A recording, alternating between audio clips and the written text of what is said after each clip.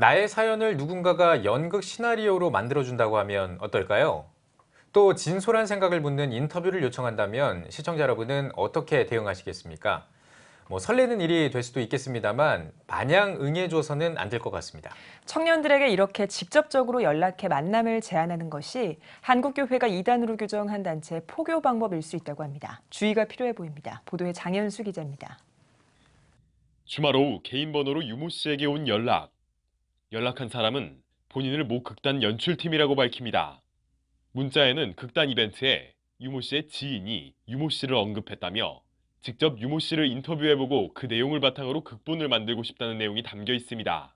하지만 이내 모르는 사람이 본인의 정보와 연락처를 알았다는 사실에 당황했던 유모 씨. 연락한 측은 개인정보 출처에 대해 함구했습니다. 소속해 있다는 극단에 대한 연락처나 홈페이지 등 각종 정보도 찾아볼 수 없었습니다. 처음에 어떻게 이 사람들이 내 번호를 알았지? 그런 개 정보를 그 사람들이 갖고 있는 게 너무 화가 났고, 그 다음에 어디까지 내 정보를 알고 있는지를 모르니까 너무 약간 무섭기도 한 거예요, 저는 한편으로는. 그래서 사실 처음에는 어떻게 대응해야 되지? 이렇게 생각을 했던 것 같아요. 김모 씨도 비슷한 경험을 했습니다. 청춘 생활백서라는 잡지를 만들려고 한다는 사람이라며 전화가 온 것.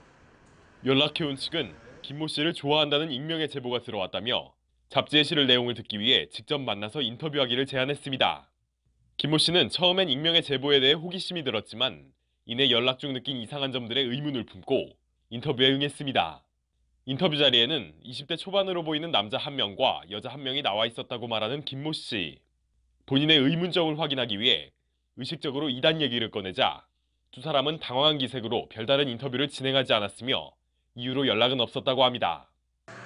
자기네들은 이상한 사람들이 아니다 라고 처음에 얘기를 시작을 했었고, 그래서 공감대를 형성하는 게 컸어요.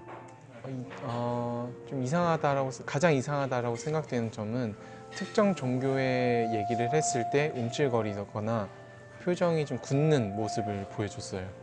이단 전문가들은 이런 연락들이 한국교회에서 이단으로 규정하는 단체들의 포교법, 그 중에서도 TM 포교법일 가능성이 높다고 경고합니다.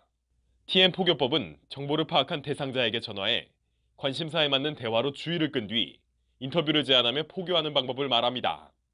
주로 잡지사나 설문단체를 실시하는 선교단체라고 사칭하는 경우가 많은 것으로 알려져 있습니다.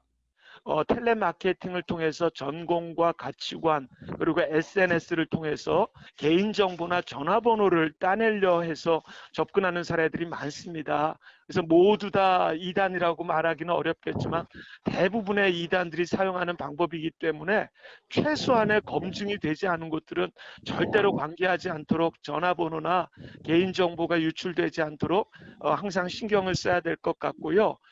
이단 전문가들은 모르는 번호로 인터뷰나 설문조사 요청 연락을 받았을 때 먼저 연락한 측의 소속단체를 정확히 물어보고 정보를 줄 수 있는 대답을 피하라고 조언합니다. 또 TM 포교법이 청년들을 주 대상으로 삼는 만큼 대학생들은 새 학기에 특히 주의할 필요가 있다고 말합니다. 우선은 쉼표를 한번 찍고 생각을 해야 됩니다.